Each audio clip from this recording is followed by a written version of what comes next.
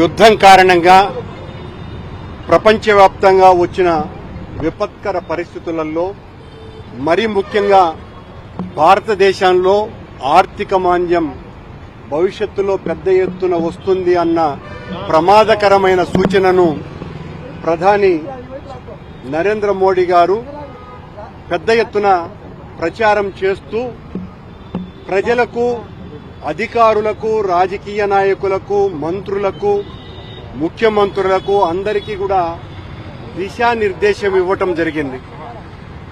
అందరూ కూడా పొదుపును పాటించాల్సినటువంటి అవసరం ఉన్నది.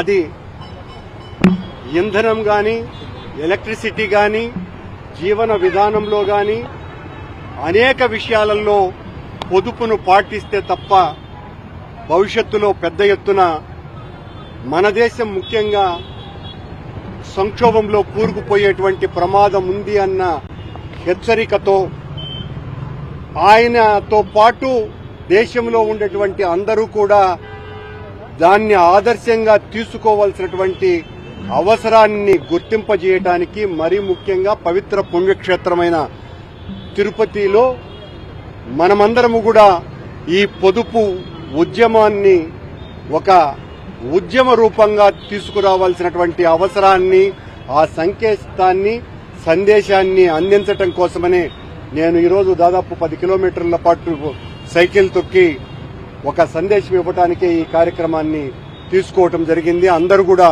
పొదుపు పాటించాలి. ఇది ఏ ఒక్కరికో, ఏ ఒక్క రాజకీయ పార్టీకో సంబంధించిన విషయం కాదు. 140 కోట్ల మంది భారతీయులందరి సమస్య.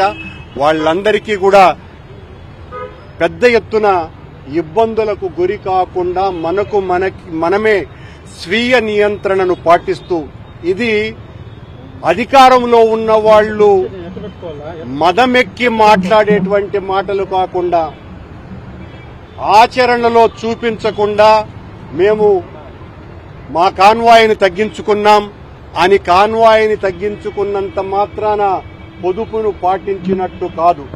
ప్రతి విషయంలోనూ కూడా ప్రభుత్వాన్ని పరిపాలించే వాళ్ళు అన్ని విషయాలలో వాళ్ల కుటుంబం దగ్గర నుంచి వాళ్ల అనుచరుల వరకు ప్రతి ఒక్కరికి కూడా ఈ పొదుపు అన్నది ఏంటి, ఇంధనాన్ని ఏ రకంగా పొదుపు చేయాలి, విద్యుత్తును ఏ రకంగా పొదుపు చేయాలి, మన ఆర్థిక అవసరాలను ఏ రకంగా కుదించుకోవాలి, ఇవన్నీ కూడా పాటించి ఆదర్శంగా నిలిచినప్పుడే ప్రజలకు అది అర్థమవుతుంది. కానీ వైఎస్ఆర్ కాంగ్రెస్ పార్టీ ముందుగానే దీనికి స్పందించి ఈ రకమైనటువంటి కార్యక్రమం ద్వారా ప్రజలకు ఒక సందేశాన్ని ఇచ్చేటువంటి బాధ్యతను తీసుకున్నది.